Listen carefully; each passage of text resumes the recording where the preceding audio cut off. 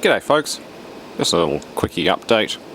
I'm fairly busy at the moment, which is kind of good, but I'm going to become very unbusy very soon because it's basically my last full day of work tomorrow at my current job, and then I'm sort of freelancing around and doing a few different things.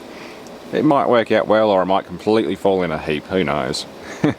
It's going to be one of those little experiments. I just want something new and easy to, not new, I shouldn't say easy, but new and interesting to do. I don't want something that's easy, I want something that's challenging.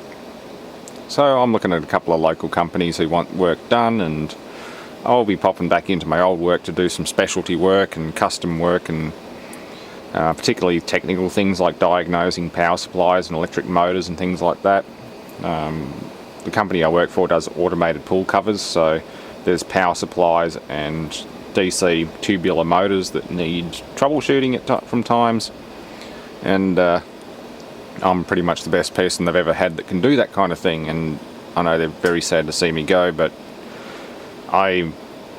they're not advancing in any massive way and don't really need to, because it's a swimming pool company. It doesn't have to go crazy, and I kind of want to go crazy. I want to go either into the security and surveillance style industry, that sort of thing, or more in the custom machining and repair work industry, that kind of stuff, or something completely different. I don't know, I could even go into mechanics or something like that.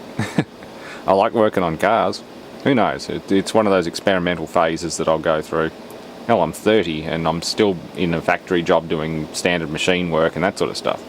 So let's try something different. If it does fail, at least I know they'll have me back.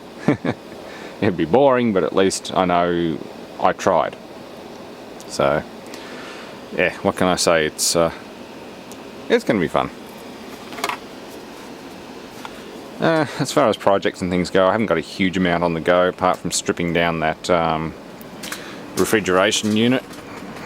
That's all getting taken apart.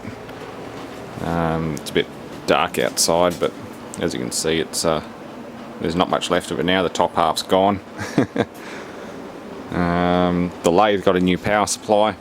This one here came out of a swim centre and was condemned. It's just chlorine attacked. It was only 3 years old, but the swim centre was so corrosive inside. The bloke our engineering director basically just said it's going to sit around with the rest of them and just end up in the rubbish bin eventually. So it's got a little Delta power supply and VFD in it, and a little remote card, and it runs the lathe. It's just a one-horse drive unit, essentially.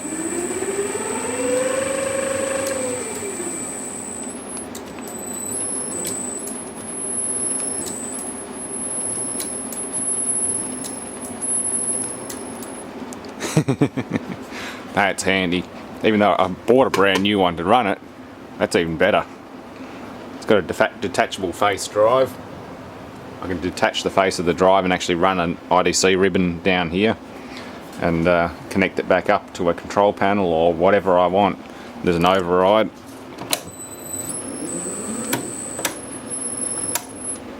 So the key switch can override it, or you can use a garage door remote controller, little Alcima one.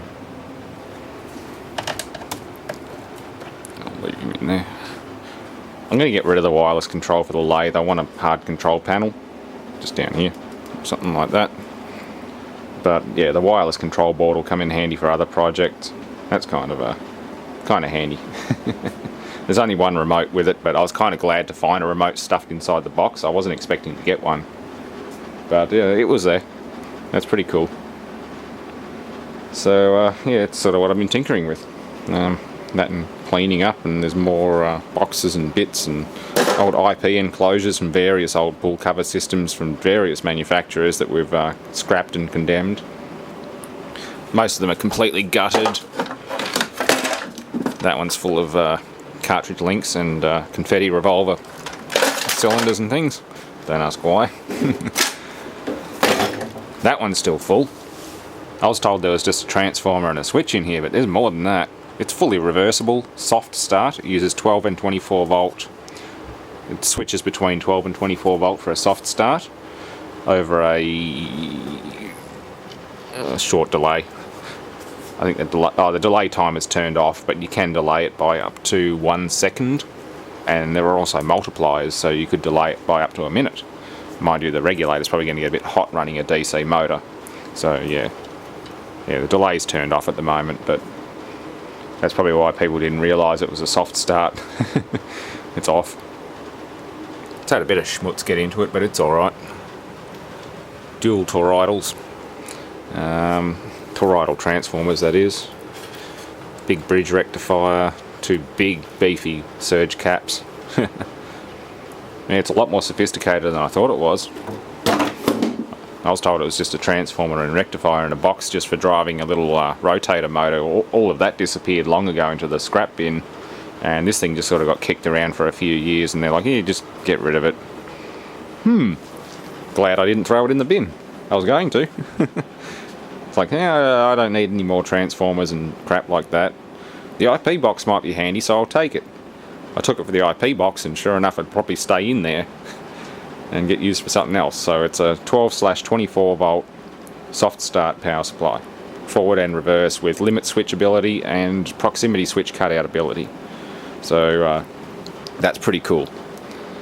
Anyway, I'm going to leave it at that. There's a lot more going on. There's a little tangential discharge blower out here that needs a bit of needs some new bearings. I say little because they do make these quite big. This one's, I think, 3 or 4 horsepower. But the bearings sound like they've seen better days. It does run though. It makes a hell of a noise. Yeah, so I'm going to take a couple of weeks off work, have a bit of time to myself, and clean up outside and around the shop a little bit. Not that that'll ever change. I know I keep saying I'm going to clean the place up. You know that's never going to change.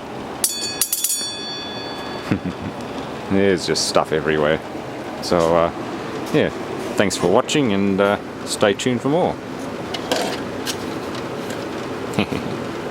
And we'll play with this guy later.